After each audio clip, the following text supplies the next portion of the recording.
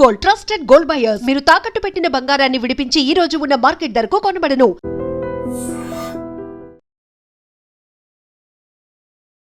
నమస్కారం, welcome to I dream. ధర్మ మార్గం విత్ విజిత కార్యక్రమానికి స్వాగతం.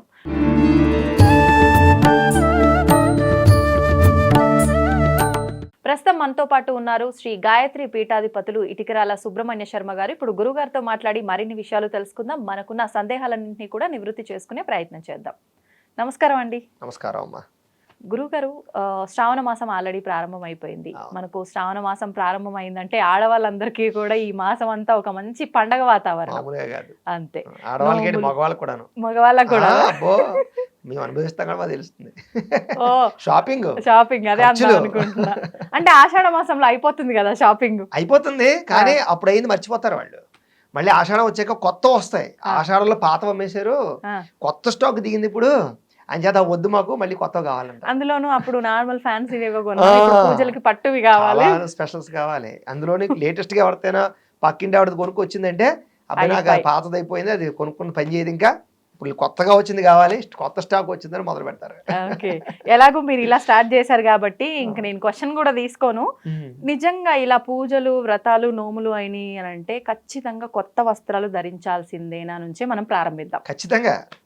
ఇప్పుడు నేను కనుక అవసరం లేదని చెప్పానే అనుకోండి, నాకు మామూలుగా ఉండదు నా టార్గెట్ కామెంట్ రూపంలో. అని చేత మనం కామెంట్లను కాసేపు పక్కన పెడదామండి, వాస్తవం మాట్లాడుకుందాం. వాస్తవంగా అయితేనమ్మా ఉండడం మంచిది. నూతన వస్త్రాలు ధరించడం, నూతన వస్త్రాలు ఎందుకు ధరించాలన్న దాని విషయం వస్తే, నూతన వస్త్రాలకి అంటూ ముట్టు మైలు సమస్య ఉండదు. ప్రధానంగా మనం ఏదైనా సరే, ఇదేనే కాదు, వరలక్ష్మి వ్రతమనే కాదు, మనం ఇంట్లో ఏ శుభకార్యం చేసుకున్నా నూతన వస్త్రాలు అంటాం. కారణం ఏంటి? తడిపారేసిన బట్టలు అనుకోండి, మళ్ళీ ఎవరైనా బయట వాళ్ళు ముట్టుకుంటే అది మడికి పనిచేయదు. అంచేత అదే నూతన వస్త్రాలు అనుకోండి, పట్టు వస్త్రాలు ఒకటి, నూతన వస్త్రాలు ఒకటి. విశేషం ఏంటంటే కనుక, నూతన వస్త్రాలు ఎవరైనా వచ్చి ముట్టుకున్నా ఏం చేసినా అవి ఆచారాన్ని పనిచేస్తాయి అనమాట. అంటు ముట్టు మైలుకి ఇబ్బంది లేకుండా వాటికి ఆ ప్రభావం ఉండదు. అందుచేత మనం ఏ పూజ చేసుకున్నా, సాధారణంగా ఏ పూజ చేసుకున్నా అలాంటి విశేషంగా జరిగేటటువంటివి జనాలతో చేసుకుంటాం మనం. బయట నుంచి వస్తారు, బంధువులు వస్తారు, చుట్టాలు వస్తారు, రకరకాల ప్రదేశాల నుంచి వస్తారు. సో ఇంకా ఆ పరిస్థితుల్లో మనం నేనేదో తడిపారేసుకున్నాను, మడి కట్టుకున్నాను, నన్ను ముట్టుకోకంటే కుదరదు. అంచేత ఏ శుభకార్యం చేసుకున్నా నూతన వస్త్రాలు ధరించాలి అనేటటువంటిది సాంప్రదాయం. ఒక సందేహం అండి, ఇప్పుడు ఇవి తడిపారేసిన తర్వాత ఎవరో తాకుతారు కాబట్టి పనికిరావు, ఆ భావన ఉంటుంది మనకు. మరి కొత్త వస్త్రాలకి తప్పు లేదా? అంటే షాప్ లో ఈ మధ్య కాలంలో అయితే డైరెక్ట్ గా ట్రయల్స్ కూడా వేస్తున్నారు ప్రతిదీ కూడా. అంటే ఇది ఖచ్చితంగా కొత్తది అంటే ఎవరు తాకలేదు, డైరెక్ట్ షాప్ అతను చూపించాడు, నేను తీసుకొచ్చి కట్టుకున్నాను అనడానికి లేదు. అవును, మరి దానికి తప్పేం లేదంటే నూతన వస్త్రము అని దాన్ని మనం ఎలాగా చేయాలంటే కనుక, దాన్ని నిర్ణయం తీసుకోవాలంటే కనుక, ఒక్కసారి తడి పారేసే వరకు అది నూతన వస్త్రం. మనమైనా సరే ఇప్పుడు దీక్షా వస్త్రాలు అంటారు. మేము యాగాలకి యజ్ఞాలకి వెళ్ళాం అనుకోండి, మాకు కూడా నూతన వస్త్రం ఇస్తారు, పంచికండువా లాంటిది. దాన్ని మేము ఏం చేస్తామంటే 10 రోజులైతే 10 రోజులు, 5 రోజులైతే 5 రోజులు అదే పంచికండువాని తడి పారేయకుండా దాన్ని కట్టుకుంటాం. అప్పుడు అది అంటే ఇడిచిన వస్త్రంగా కాదు, అది తడి పారేసే వరకు దీక్షా వస్త్రమే అది. సో కాకపోతే ఏంటంటే కనుక, మనం ఏదైనా మలమూత్ర విసర్జన చేసే సమయంలో కట్టుకోకూడదు, ఆహారం తినేటప్పుడు కట్టుకోకూడదు. మీరైనా సరే, మీరు ఇళ్లలో మీరు వ్రతాలు చేసుకునే సమయంలోనైనా సరే, మీకు అది ఎప్పటిదాకా పనిచేస్తుందంటే కనుక, ఆ బట్టలతోటి మలమూత్ర విసర్జన చేయకుండా, ఆహారం తినకుండా ఉన్నంతసేపే మీకు అది పనిచేస్తుంది, దీక్షా వస్త్రం కింద లేదా కొత్త చీర కింద. అది అలా ఎన్ని రోజుల వరకు? ఇప్పుడు మీరంటే వరుసగా ఒక 10 అనుకోండి, 10 రోజులు. ఇప్పుడు మేము ఈ రోజు ఒక పూజ ఏదో ఉంది, తర్వాత మళ్ళీ ఒక 1 వీక్ తర్వాత, ఇప్పుడు శుక్రవారాలే తీసుకోండి, ఈ శుక్రవారం మా ఇంట్లో పూజకు కట్టుకున్నా, నెక్స్ట్ శుక్రవారం వేరే వాళ్ళ ఇంట్లో పసుపు బొట్టుకు నేను అదే కట్టుకొని వెళ్ళొచ్చా? పక్కన పెట్టి వెళ్ళొచ్చు, అది పనిచేస్తున్నాను. మీకు తడి పారేసి దాకా నూతన వస్త్రం, అప్పటిదాకా మీకు ఆచారంగా పనిచేస్తుంది. కానీ టర్మ్స్ అండ్ కండిషన్స్ చెప్పాను కదా, మలమూత్ర విసర్జన చేయకూడదు, ఆహారం తీసుకోకూడదు. ఈ వ్యవస్థ లేకుండా చేసుకున్నంతసేపు అది మీకు పనిచేస్తుంది. కాబట్టి ఆ రకంగా కొత్త వస్త్రాలు అవి. ఓకే, ఎలాగో వస్త్రాల టాపిక్ అయిపోయింది. మరి వరలక్ష్మి వ్రతం వచ్చేసింది, ఇంకా ఆల్రెడీ శుక్రవారం, మొదటి శుక్రవారం అయిపోయింది, ఆ రోజు చేసుకునే వాళ్ళు చేసుకుంటారు. ఈసారి మనకు 3వ శుక్రవారం చెయ్యాలి అని చెప్పి అంటున్నారు. అంటే పౌర్ణమికి ముందర వచ్చే శుక్రవారము అని అంటే 2వ శుక్రవారం చేస్తాం. ఇప్పుడు ఈసారి 3వ శుక్రవారం చేస్తున్నాం కదా, ఒకసారి దాని గురించి వివరణ. సాధారణంగా మనకి వరలక్ష్మి వ్రతంలో వచ్చే కథే అది. మనకి సాధారణంగా వరలక్ష్మి వ్రతంలో ఉండే కథ ఏంటంటే కనుక, చక్కగా మనకి చారుమతి అనే స్త్రీ ఉంటుంది, చాలా మహాపతివ్రత ఆవిడ, పతివ్రత అంటే ఏంటి అంటే కనుక భర్తని అత్తమామని సేవిస్తూ ఉంటుంది ఆవిడ, ఓకే. భగవంతుని ఆరాధన చేస్తూ ఉంటుంది. కుండెనమ్మనే ఒక పట్టణం, అదేంటి బంగారు ప్రాకారాలు, ఆ వజ్ర వైడూర్యాది ఐశ్వర్యాలతో కూడుకున్నటువంటి పట్టణం అది. కానీ విచిత్రం ఏమిటి, ఈవిడ మాత్రం వేద స్త్రీ, బ్రాహ్మణ స్త్రీ, ఏమీ లేదు ఇంట్లో. కానీ ఆవిడ దగ్గర ఉన్నది ఏంటి, ధర్మం, దేవతా భక్తి, ఇది ఉంది. కాబట్టి చారుమతికి రాత్రి కల్లో కనపడింది. కనపడి ఓ చారుమతి, నేను వరలక్ష్మీదేవిని, నీ భక్తికి మెచ్చి నీ యొక్క పాతివ్రత్య ధర్మానికి మెచ్చి నేను కల్లో ప్రత్యక్షమయ్యాను. నువ్వేం చేస్తావంటే శ్రావణ పౌర్ణమికి ముందుగా వచ్చేడు శుక్రవారం నాడు నువ్వు నన్ను కనుక పూజిస్తే నీకు సౌభాగ్యాన్ని కలగజేస్తాను, సకల ఐశ్వర్యాలు కలగజేస్తాను అని కల్లో కనపడి చెప్పింది. ఇక్కడ కథలోనే చెప్పింది. కథలో ఏముందంటే కనుక పౌర్ణమికి ముందుగా వచ్చే శుక్రవారం అని స్పష్టంగా వరలక్ష్మీదేవే చెప్పింది చారుమతికి. సో కాబట్టి ఇక్కడ మనం కూడా అర్థం చేసుకోవాల్సింది ఏంటంటే పౌర్ణమి ముందుగా ఎన్ని వారాలు వస్తాయి, ఎన్ని వారాలనే లెక్కలోకి రాదు. పౌర్ణమి ముందుగా వచ్చే వారాలన్నీ పనిచేస్తాయి పూజకి. కానీ వరలక్ష్మి వ్రతం అనేటటువంటిది ఎప్పుడంటే కనుక ఈవేళ పౌర్ణమి, నిన్న వరలక్ష్మి శుక్రవారం వచ్చింది, నిన్నే లెక్క. ఒకవేళ ఈవేళ పౌర్ణమి, ఈవేళ శుక్రవారం వచ్చింది అనుకోండి, ఇది కూడా లెక్కలోకి రాదు. ఈవేళ పౌర్ణమి, ఈవేళ శుక్రవారం వచ్చింది, ఇది కూడా లెక్కలోకి రాదు. దీని ముందర అయిపోయిన శుక్రవారం, దీని ముందర పౌర్ణమి ముందుగా వచ్చేది అనేటటువంటిదే ఇక్కడ అండర్లైన్. మరి ఇప్పుడు కొన్ని సందర్భాల్లో పౌర్ణమి ఈ రోజు ఉందనుకోండి, ముందర శుక్రవారం చేసుకుందాం అనుకున్నాము, అనివార్య కారణాల వల్ల ఆటంకం కలిగింది, మరి తర్వాత పనికిరాదు అని అంటే ఇంకా ఇయర్ వదిలేయాలా, చేసుకోవచ్చా? అందుకనే ప్రస్తుత కాలంలో ఏం చేస్తున్నారు అంటే కనుక పౌర్ణమి ముందుగా వచ్చే శుక్రవారాన్ని ముందుగా ఇంకో శుక్రవారం వస్తుంది చూసారా. అదృష్టం ఏంటంటే ఈ సంవత్సరం 3 వచ్చేసాయి, సాధారణంగా 2 వస్తుంటాయి. కాబట్టి వాటిని వినియోగించుకుంటూ ఉంటారు ఇలాంటి స్త్రీలు. ఏదైనా మనకి డేట్ వచ్చే సమయం ఉన్నా, ఏమైనా ఇబ్బందులు ఉన్నట్టు వాళ్ళు ఏం చేస్తారంటే కనుక అప్పటికి నాకు అవ్వదు, ఆ రోజు అవ్వదు కాబట్టి ఇంకా ఇది కూడా పౌర్ణమి ముందుగా వచ్చే శుక్రవారం లెక్కలోకి వస్తుంది కాబట్టి దాన్ని ఆచరించుకుంటారు. కానీ శాస్త్రం ప్రకారంగా అయితే కనుక అదే లెక్కలోకి వస్తుంది. అంటే అవకాశం ఉంటే మనకి ఖచ్చితంగా చేసుకోవాల్సినటువంటిది వరలక్ష్మీదేవి సాక్షాత్తు చెప్పింది కాబట్టి అదే చేసుకోవడం ముఖ్యం ముందర. మరి ఇప్పుడు ఈ వ్రతాన్ని ఆచరించాలంటే రకరకాల సందేహాలు, అంటే ముందర తరం వాళ్ళు ఆచరించారా, అత్తమ్మ వాళ్ళ అత్తమ్మ అలా ఎవరైనా ఆచరించారా, లేదు అని అంటే ఎవరికి వాళ్ళు ఆచరించొచ్చా, వాళ్ళకు ఉంటేనే వంతను ఉంటేనే ఆచరించాలా, ఇది ఒక పెద్ద క్వశ్చన్ మార్క్ అయిపోయింది. ఎలా అండి? అవును, ఇప్పుడు ప్రధానంగా అదే చెప్తున్నాను. అప్పటిదాకా ఈ కథలోనే వరలక్ష్మీదేవి అత్తగారు మామగారు ఆచరించారా పూర్వం ఎవరైనా, వాళ్ళ తర ఆచరించారా? వరలక్ష్మీదేవి కనపడి చెప్పింది. కథలో కొంచెం ఎదరికెళ్దాం. అప్పుడు రాత్రి కలలో చెప్పేసింది. చెప్పిన తర్వాత వెంటనే అక్కడే కలలోనే ప్రదక్షిణ పూర్వక నమస్కారం చేసింది చారుమతి. చేసి కళ్ళు తెరిచి చూసేసరికి వరలక్ష్మీదేవి కనపడలేదు. ఇంటికి 4 మూలలా వెతికింది, ఎక్కడా అమ్మవారు కనపడలేదు. ఓహో నేను కలగన్నాను అనుకుంది. రాత్రి నిద్ర పట్టలేదు, పొద్దునే లేచి అత్తగారికి మామగారికి భర్తకి చెప్పింది. చాలా మంచి విషయం, మంచి కళ వచ్చింది నీకు, సరే భగవంతుడే సాక్షాత్ చెప్పాడు కాబట్టి నువ్వు ఆచరించు అని చెప్పారు. ఆవిడ ఏం చేసింది, ఇక్కడ వినాలి, ఆవిడ ఏం చేసింది, ఇంటి చుట్టుపక్కల వాళ్ళు కూడా చెప్పింది. ఇప్పుడు మనలాంటి వాళ్ళు అనుకోండి, నీకు ఏదో పలానా పూజ చేస్తే నువ్వు కుబేరుడు అయిపోతావు అంటే ఎవరికి తెలియకుండా తలుపు వేసుకుని చేసేస్తావు, చెప్పరు. కానీ ఆవిడ అలా కాదు. ఆవిడ ధర్మాత్మురాలు కాబట్టి నాకొచ్చిన సౌభాగ్యం నాలా ఉన్న ప్రతి స్త్రీకి రావాలనుకుంది. చుట్టుపక్కల అందరు స్త్రీలకి చెప్పింది. అందరు స్త్రీలు కూడా సరే ఎక్కడెక్కడో చేసుకుంటే మీ ఇంట్లోనే చేసుకుంటాం అని అందరూ వరలక్ష్మి ఇంటికి వచ్చి శుభ్రంగా ఇల్లంతా శుభ్రంగా కడిగి ఆవు పేడతో అలికి ముగ్గులు పెట్టి సగ్గరం బ్రహ్మాండంగా ఓ పంతులు గారిని తీసుకొచ్చి బ్రహ్మాండంగా పూజ చేసి ఓ ప్రదక్షిణం చేసేసరికి గల్లుమని పట్టీలు కనపడ్డాయి, ఆభరణాలు కనపడ్డాయి. ఆహా ఇదంతా వరలక్ష్మీదేవి అనుగ్రహం. 2వ ప్రదక్షిణం చేసేసరికి ఒళ్ళంతా ఆభరణాలు. ఓహో ఇదంతా వరలక్ష్మీదేవి అనుగ్రహం. 3వ ప్రదక్షిణం చేసేసరికి ప్రతి ఇంట్లో కూడా ఐశ్వర్యంతో నిండిపోయింది, సౌభాగ్యంతో. అంతేకాదు అప్పట్లో వాహనాలు ఏంటి, ఇప్పుడు బెంజ్ కార్లు అవి ఎలాగో అప్పుడు గజవాహనం అలాగే, ఇప్పుడు మామూలు కారు ఎలాగో అప్పుడు అశ్వవాహనం అలాగనమాట. వాహనాలతో నిండిపోయింది. వాళ్ళ ఇళ్ళ నుంచి వాహనాలు కూడా వచ్చేసి ఇక్కడ నుంచి ఉన్నాయి. అంటే వాళ్ళకి సకల సౌభాగ్యాలు వాహనాలు వచ్చేసాయి అనమాట. అప్పటి నుంచి ప్రతి స్త్రీ కూడా మానకుండా ఈ వరలక్ష్మి వ్రతం ఆచరించడం ప్రారంభం చేశాయి. మరి వాళ్ళ అత్తగారు చేయలేదు, వాళ్ళ మామగారు చేయలేదు కదా. సో ఇక్కడ మనం దీన్ని బట్టి అర్థం చేసుకోవాల్సింది ఏమిటంటే ఈ వరలక్ష్మి వ్రతానికి ఆనవాయితీతో పని లేదు, మన పూర్వీకులు చేశారా అనే దానితో సంబంధం లేదు. లక్ష్మీదేవి చేస్తే సౌభాగ్యం వస్తుందని చెప్పింది కాబట్టి ఎవరైనా ఈ వ్రతాన్ని ఆచరించి సౌభాగ్యాన్ని, ఐశ్వర్యం కావాలి, సౌభాగ్యం కావాలంటే ప్రతి స్త్రీ ఆచారాన్ని వేరే సాంప్రదాయంతో సంబంధం లేకుండా చెయ్యొచ్చు. ఇప్పుడు అంటే మొదటి ప్రదక్షిణకు ఒక రకమైన సంపద, రెండో ప్రదక్షిణకు ఒక రకమైన, మూడో ప్రదక్షిణకు ఒక రకమైన, అంటే ఇది మన పురాణాల్లో మనకు చెప్పింది ఒక ఉదాహరణగా తీసుకొని మనం చేసుకోవాలి అన్న ఉద్దేశంతో, అంటే ఈ రకంగా అయినా చేస్తారు అనే ఉద్దేశమా, నిజంగా ఇవన్నీ కలిసి వస్తాయనా? అయితే ఒకటి గుర్తుపెట్టుకోవాలి ఇక్కడ, ఒక మనిషి యొక్క భక్తి తత్పరత ఎంత తీవ్రంగా ఉండేది అంటే, మన పూర్వీకులు మనకి రామదాసు కాలంలో కానీ అన్నమాచార్యుల కాలంలో కానీ వాళ్ళకి భగవంతుడు ప్రత్యక్షమయ్యాడే లేదా, వాళ్ళందరూ వాళ్ళే గోరుముద్దలు తినిపించారా లేదా, అవన్నీ మనం వింటున్నామా లేదా? మా సాక్షాత్ వెంకటేశ్వర స్వామి అనంతటి వాడు అక్కడ ఆయనతో ఆ పాచికలు ఆడాడా లేదా? ఈ కారణం ఏంటి? వాళ్ళ భక్తి అంత గొప్పది కాబట్టి భగవంతుడే ప్రత్యక్షమయ్యే స్థాయికి వెళ్ళిపోయింది. అప్పట్లో వరలక్ష్మీదేవి మీద ఉన్న భక్తి సాక్షాత్తు అమ్మవారు ప్రత్యక్షమయ్యే స్థాయికి, అంత ఆభరణాలు వచ్చే అంత స్థాయిలో వాళ్ళ భక్తి, వాళ్ళ పూజ ఉండేది. కానీ ఇప్పుడు మనం ప్రత్యేకంగా కోరిక కోసం చేసుకుంటాం. వాళ్ళు అక్కడ అలా చేయలేదు, వరలక్ష్మీదేవి మీద భక్తితో చేశారు, తెలియకుండా వచ్చింది అది.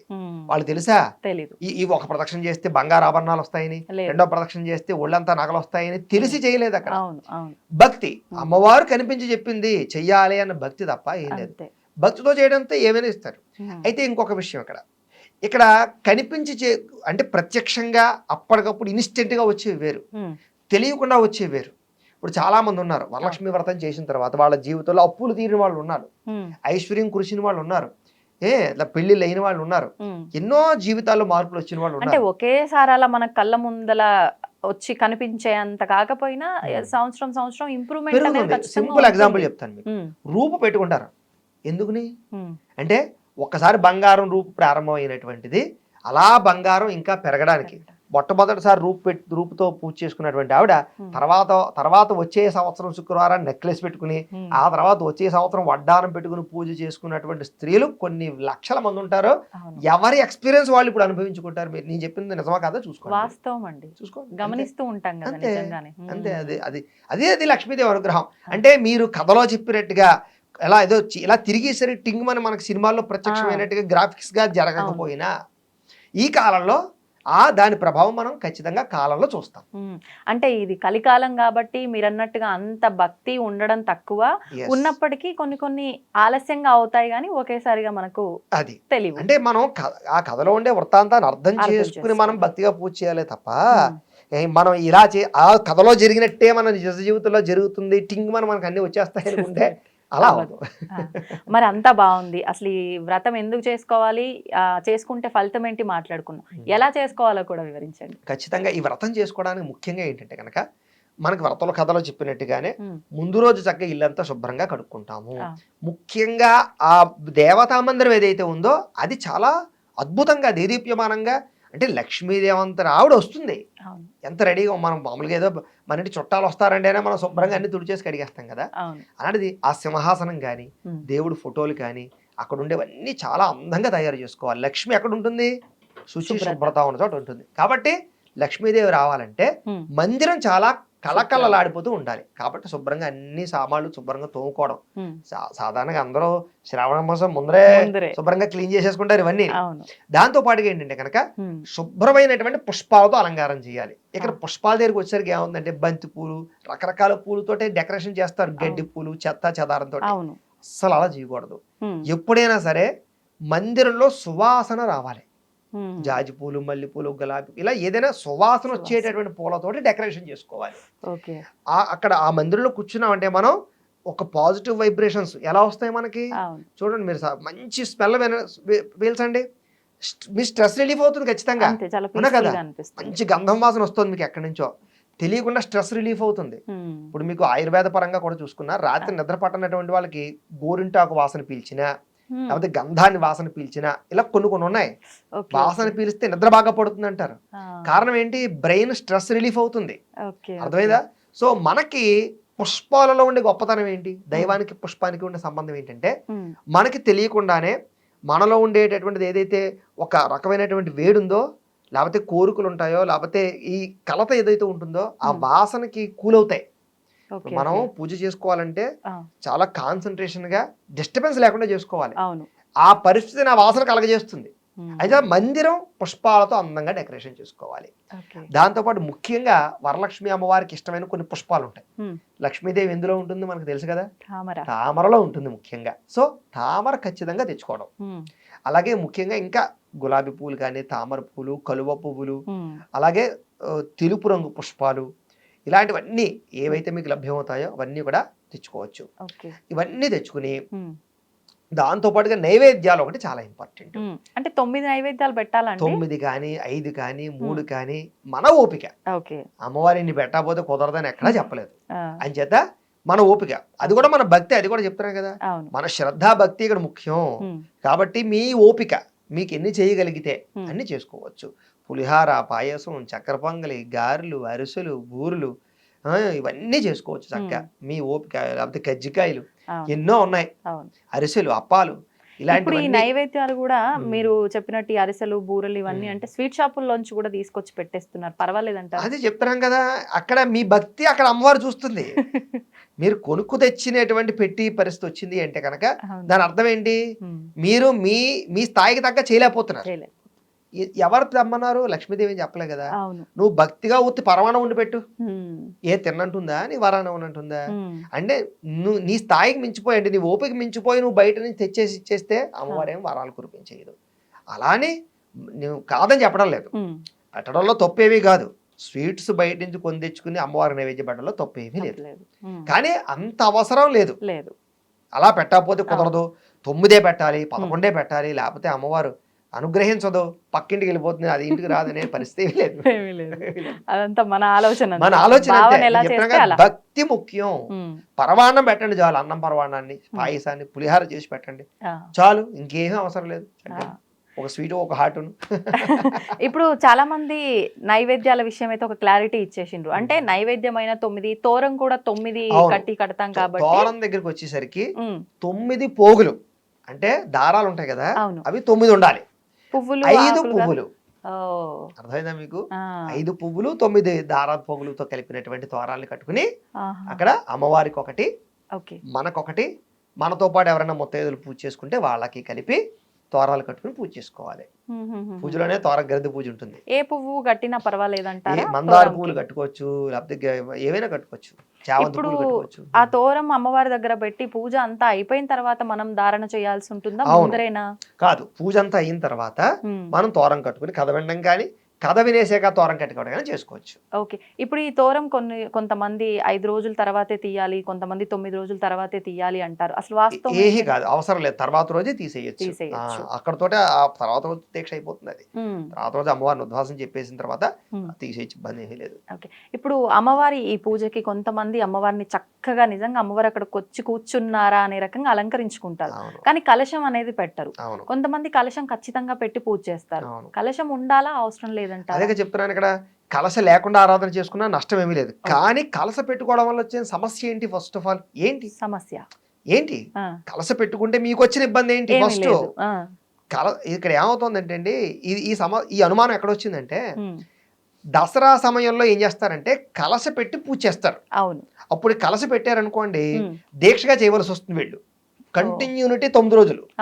సో అప్పుడు ఏం చేస్తారంటే దసరా సమయంలో కలస పెట్టకుండా కుదిరినప్పుడు పూజ చేసుకుంటారు కొంతమంది, లేదా మూల పూజలు వచ్చాక పూజ చేసుకుంటారు. ఆ సమస్య ప్రతి పూజగా వస్తుంది. కలస పెట్టి పూజ చేసుకుంటారా, కలస లేకుండా పూజ చేసుకోవచ్చా అని డౌట్లు వస్తూ ఉంటాయి. సో వరలక్ష్మీదేవి దగ్గరికి వచ్చేసరికి కలశలోకి వరలక్ష్మీదేవిని ఆవాహన చేస్తాం కాబట్టి కలశ ముఖ్యం. ఇక్కడ మనం ఏం చేస్తాం, పూర్వకాలంలో విగ్రహాలు పెట్టలేదు, మనం చిత్రపటాలు పెట్టుకుంటాం. సో మనకి ఇప్పుడు అమ్మవారి స్వరూపం ఎక్కడ వస్తుంది? కలశలోకి వస్తుంది. కాబట్టి మనం ఏం చేస్తాం, చెంబు పెట్టి కాస్త మామిడి కొమ్మ పెట్టి, కొబ్బరికాయ, జాకెట్ మొక్క, గాజులు పెట్టి ఆవిడే వరలక్ష్మీదేవిగా మనం భావించి ఆ కలశే లక్ష్మీదేవిగా పూజ చేస్తాం. మనం విగ్రహం ఉండదు ఇక్కడ, ఇళ్లలో ఉండదు. సో కాబట్టి కలశ పెట్టుకోవడం చాలా ప్రాముఖ్యత వరలక్ష్మీదేవి పూజకి. పెట్టుకోను అంటే కనుక నష్టమేమీ లేదు, మనకు తోచిన విగ్రహం పెట్టుకోవచ్చు. లేకపోతే ఇప్పుడు డెకరేషన్ చేస్తున్నారు చూసారు మీరు అన్నట్టుగా, అమ్మవారి మోహన్ తెచ్చి రకరకాలుగా డెకరేషన్ చేస్తున్నారు, అలాగైనా చేసుకోవచ్చు. కానీ కలశ పెట్టుకోవడం అనేటటువంటిది శాస్త్ర ప్రకారంగా. ఇప్పుడు ఈ కలశంలో కూడా కొంతమంది నీళ్లు పోసి పసుపు కుంకుమ ఒక నాణెం వేయాలంటున్నారు, కొంతమంది బియ్యము పసుపు కుంకుమ అంటున్నారు. అసలు వేయాల్సింది ఏంటి కలశం? ఇక్కడ ఏమిటంటేనమ్మా, కలశారాధనలో అనేక రకాల ఆచారాలు ఉన్నాయి. ఇప్పుడు నార్త్ ఇండియా ఆచారంలో బియ్యం పోయడం, రకరకాలు వేయడం, ఇంకా అనేక రకాలు వేస్తుంటారు, వాళ్ళు యాలకులు వేస్తుంటారు, ఒక్కొక్క సాంప్రదాయం సుగంధ ద్రవ్యాలు వేస్తూ ఉంటారు. అందులో కూడా మళ్ళీ ముంబై కేసు వెళ్తే ఒక ఆచారం, వెస్ట్ బెంగాల్కి వెళ్తే ఒక ఆచారం, ఢిల్లీ కేసు వెళ్తే ఒక ఆచారం, కలసారాధనలోనే ఉన్నాయి అంటే ప్రాంతీయ ఆచారాలు అవి. కలసారాధన అనేది ప్రాంతీయ ఆచారం. అంచేత మనం ఏదో మనకు నార్త్ ఇండియా వాళ్ళు వచ్చి చేసే పూజలు చూసాం అనుకోండి, ఇవన్నీ వేయాలి. సో మన ఆచారం అంటే మన హిందూ సంస్కృతి, మన సౌత్ ఇండియన్ ప్రకారంగా చూసుకున్నట్లయితే కనుక కలసలో జలం పోయడం అనేటటువంటి మన ఆచారం. కాబట్టి నీళ్లు పోసుకుని మామిడి కొమ్మ వేసుకుంటూ సరిపోతుంది. ఇప్పుడు పైన కొబ్బరికాయ అంటే పీచు తీసిన కొబ్బరికాయని పెడుతున్నాం, కానీ కొంతమంది కొబ్బరి బోండం పెట్టాలి అంటున్నారు. ఏది పెట్టాలంటే కొబ్బరికాయ పెట్టుకోవడమే శ్రేష్టం. కాయ పెట్టుకోవడమే శ్రేష్టం. ఈ కలశంలో నీళ్ళని మనం చెట్లకు పోసుకోవాలా, ఏం చేయాల్సి ఉంటుంది? ఈ పూజ అంతా అయిన తర్వాత నీళ్ళు ఏవైతే ఉంటాయో ఇవి చెట్లకి పోసుకోవచ్చు, తులసి కోటకు పోయొచ్చు, నదిలోనూ పోయొచ్చు, ఎందులోనైనా పోయొచ్చు. కానీ ఎవరైనా తొక్కేటటువంటి ప్రదేశంలో పోయకూడదు. ఓకే. ఇప్పుడు మనం ఏ పూజ చేసినా, ఎలాంటి శుభకార్యం మొదలు పెట్టినా ఫస్ట్ గణపయ్యని ఆరాధించిన తర్వాతే మనం మిగతా అన్ని చేస్తాం. ఈ పూజలో కూడా మొదటగా మనం పసుపు గణపతిని ఆరాధించిన తర్వాతే వ్రతం ఆచరించాల్సి ఉంటుందా? ఖచ్చితంగా. అసలు ఏ వ్రతము చేసినా, ఏ పూజ చేసినా విఘ్నేశ్వర పూజ చేయింది పని చేయదు అని చెప్పేసి భగవంతుడు వరాలు ఇచ్చారు కాబట్టి ఖచ్చితంగా విఘ్నేశ్వర పూజ చేసి తీరవలసిందే. ఓకే. మరి వరలక్ష్మి వ్రతం అంతా అయిపోయిన తర్వాత ముత్తైదులకు వాయనం ఇవ్వందే ఈ వ్రత ఫలితమే ఉండదు అంటారు. ఒక్కసారి దాని గురించి కూడా ఖచ్చితంగా. ఈ వాయినాల దగ్గరికి వచ్చేసరికి అంటేనమ్మా, అంటే మనకి శ్రావణ మంగళవారాలు ఇచ్చేటటువంటి వాయినాలు వేరు, ఈ వాయినాలు వేరు. ఇది కూడా ఏంటంటే కనుక ఇంటి ఆచారాన్ని బట్టి వస్తుంటాయి. వాయినాల దగ్గరికి వచ్చేసరికి ఇంట్లో పెద్దల ఆచారం, వాళ్ళ ఇంట్లో ఎలా ఆచారం ఉందో, ఏవో కూడా ఆచారం ఉందో ఆ రకంగా ఇచ్చుకుంటూ ఉంటారు అనమాట. వాయినాలు అనేటటువంటి దానికి ఇలా ఇవ్వాలనేటటువంటి వరలక్ష్మి పూజకి లేదు. ఇప్పుడు శ్రావణ మంగళగౌరి వ్రతానికి అయితే ఉంది. అంటే మొట్టమొదటి వారం 5, రెండో వారం 10 అలాగే పెంచుకోవడం కానీ, లేదా మొట్టమొదటి సంవత్సరం వరుసగా 4 వారాలు కానీ 5 వారాలు కానీ 5 వాయినాలు ఇచ్చుకోవడం కానీ అనేటటువంటిది శ్రావణ మంగళవారాల్లో ఉంది. ఈ వరలక్ష్మి వ్రతానికి ఇంటి ఆచారాన్ని బట్టి వాయినాలు పెట్టుకునే విధానం ఉంటుంది. ఓకే.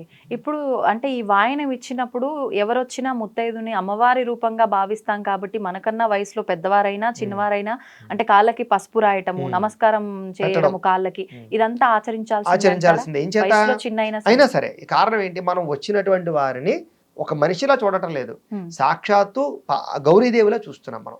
సో మన ఇంటికి గౌరీదేవి వచ్చింది, యాజ్ ఇట్ ఈస్ గౌరీదేవి, ఇంకేం అనుమానం లేదు. కాబట్టే కాళ్ళకి పసుపు రాయడం, అలంకారాలు చేయడం, చక్కగా వాయనం ఇచ్చి అదే భావనతో మనం ఆశీర్వచనం తీసుకుంటాం ఆవిడ దగ్గర. అప్పటిదాకా ఆవిడ గౌరీదేవే. తీసుకునే వాళ్ళు ఇచ్చేవాళ్ళు ఏదైనా మంత్రం గానీ శ్లోకం గానీ చేసుకోవాలా? వాయనాలకి ఏ మంత్రాలు శ్లోకాలు ఉండవు. ఇస్తేనేమో వాయనం, పుచ్చుకుంటున్నామో వాయనం, అంతే అంతే. ఇప్పుడు ఈ రోజున ఈ వ్రతము ఇదంతా అయితే ఎలాగో ఆచరిస్తాము, మరి అమ్మవారికి సంబంధించి ఏమైనా నామాలు, స్తోత్రాలు ఇలాంటివి ఆ రోజున పారాయణ చేయాల్సినవి ఏమైనా? ఓల్డ్ స్తోత్రాలు ఉన్నాయి లక్ష్మీదేవికి సంబంధించినటువంటివి. కనకదార స్తోత్రం చదువుకోవచ్చు, అష్టలక్ష్మి స్తోత్రం చదువుకోవచ్చు, పాటలు ఉన్నాయి పాడుకోవచ్చు. ఎవరి ఓపిక వాళ్ళది, ఎన్నైనా చేసుకోవచ్చు. ఎన్ని చేసుకుంటే అమ్మవారికి కాదు ఉంటుంది. చేసుకోవాలి. చేసుకుంటేనే ఇప్పుడు ఏదో మొక్కుబడి పూజ చేసేయడం కాదు, కాసేపు అమ్మవారి సమక్షంలో గడపడం, కాస్త పారాయణ చేయడం. పూజ ఎంతసేపు ఉంటుంది? గట్టిగా అరగంట. చేత మిగతా పారాయణలు కూడా చేసుకుంటూ అవన్నీ చేసుకున్నట్లయితే కనుక దాని ప్రభావం వేరేగా ఉంటుంది. ఇప్పుడు ఈ పూజ పురోహితుల సమక్షంలో ఆచరించాలా? ఎవరికి వారైనా పుస్తకం దొరుకుతుంది కాబట్టి ఆచరించుకోవచ్చు అంటే? ఖచ్చితంగానమ్మా. ఇది చాలా పెద్ద ఇంపార్టెంట్, పెద్ద సమస్య, పెద్ద క్వశ్చన్ ఇది. ఇక్కడ ఏమవుతుందంటేనమ్మా, వరలక్ష్మి వ్రతం దగ్గరికి వచ్చేసరికి ఖచ్చితంగా భక్తి ఖచ్చితంగా ఉంటుంది, శ్రద్ధ ఇంకా ఎక్కువ ఉంటుంది, సాటిస్ఫాక్షన్ చాలా ఇంపార్టెంట్ ఇక్కడ. ప్రతి ఒక్కరు చూడండి, ఎవరైనా ఏ స్త్రీ అయినా సరే వరలక్ష్మి వ్రతాన్ని చాలా కాన్సన్ట్రేషన్ గా చేస్తారు, రాజీ పడరు ఎందులోనూ కూడా. వాళ్ళు చాలా లైఫ్ లో సంవత్సరంలోకి ఇంపార్టెంట్ వ్రతం ప్లానింగ్ ఉంటుంది. ఆ సంవత్సరంలో ఇంపార్టెంట్ వ్రతం వాళ్ళకి వరలక్ష్మి వ్రతం. సో ఆ సమయంలో వాళ్ళకి అన్ని దొరుకుతాయి వీళ్ళకి. కానీ ఎక్కడ డిసప్పాయింట్ అవుతారంటే పురోహితుడు దొరకని విషయంలోనే. కానీ దురదృష్టం ఏంటి, లక్షలలో చేసుకునే వాళ్ళు ఉన్నారు, పురోహితులు 100లో ఉన్నారు. సో ఇప్పుడు అంతమందికి ఎలా పురోహితులు చేయించగలరు? సో పాపం పురోహితులు దొరికితే నిజంగా చాలా అదృష్టవంతుడు వాడు. నిజంగా ఆ రోజు పురోహితుడు దొరికితే అదృష్టవంతుడు. కొంతమందికి ఆ పురోహితులు దొరికినా కూడా వీళ్ళకి కొంతమంది సాటిస్ఫాక్షన్ అవరం. ఎందుకంటే ఇలా చేయించే పురోహితులు అంటే పర్ఫెక్ట్ గా చేయించే పురోహితులు అలవాటు అయిపోయిన వాళ్ళకి ఏం చెప్పని కొంచెం సాటిస్ఫై అవ్వరు. కొంతమంది ఏం చేస్తారంటే ఫస్ట్ నుంచి కూడా ఇంక పురోహితులు దొరకరా బాబు అనుకుని అలవాటు అయిపోయిన వాళ్ళు, తల్లిదండ్రుల నుంచి అలవాటు చేసుకున్న వాళ్ళు, పుస్తకం చూసి చదువుకోవడం అలవాటైన వాళ్ళు ఉంటూ ఉంటారు. అయితే ఈ మధ్యకాలంలో ఈ మీడియా మాధ్యమాలు వచ్చిన తర్వాత మాలాంటి వాళ్ళం ఈ వ్రతాలు చేయడం, అవి చూసి చేసుకోవడం చేసుకుంటూ ఉన్నారు.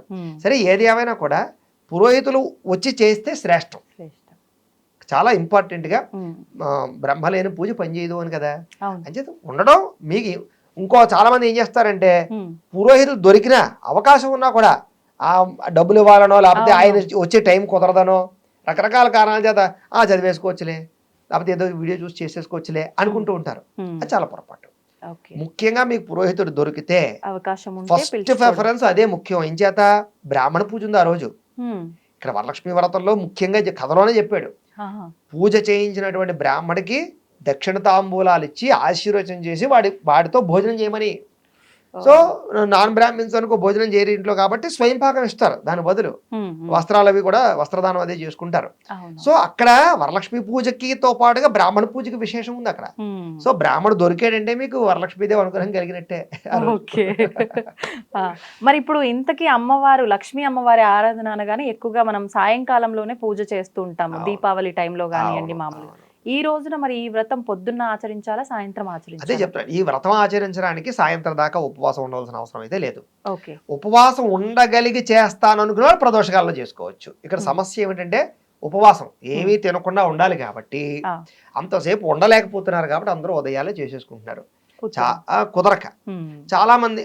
ఇంకో విషయం ఉంది, వాళ్ళు ఒక్కళ్ళే కాదు కదా, అవును. ఇప్పుడు నైవేద్యం పెట్టేదాకా ఇంట్లో వాళ్ళ వరకే ఆ ప్రసాదాలు కానీ ఆగాల్సిందే. ఆహారం కానీ తినడానికి ఉండదు. అవును. సో ఇవన్నీ పెద్ద సమస్యలు. ఉమ్. అందుచేత ఏంటంటే ఉదయాన్నే చక్కగా పూజ చేసేసుకుని భక్తిగా ప్రసాదం తీసేసుకోవడం అనేటటువంటిది అవస్థ వస్తుంది. కానీ అది ఉత్తమం. చేసుకోగలిగితే ప్రదోషకాలం వరకు కూడా ఉపవాసం చేసుకున్నా ఇంకా విశేషం. ఉమ్. ఇప్పుడు ఒకవేళ పొద్దున్న పూజ చేసుకున్నాం అనుకోండి, ముత్తైదువులకి ఒకవేళ ఈవినింగ్ వాయినాలు ఇవ్వాల్సి వస్తే తినొచ్చా? తిన్న తర్వాత పని ఇవ్వచ్చా? చేయదు, పని చేయదు. భోజనానికి ముందరే ఇచ్చేసుకోవాలి.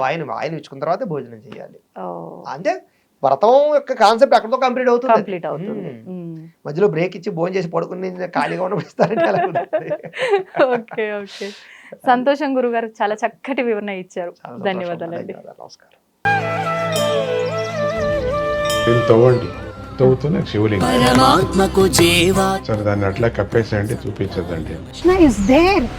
మూర్తి పూజ కాదు, సాక్షాత్ బ్రజేంద్ర నందన భగవాన్ ఉన్నారు మూర్తిలో. ఏమీ ఆశించకుండా ఆరాధించే వాళ్ళు కూడా ఉన్నారా ప్రభుజీ? నిజమైన భక్తి అంటే మనకు తెలియదు కాబట్టి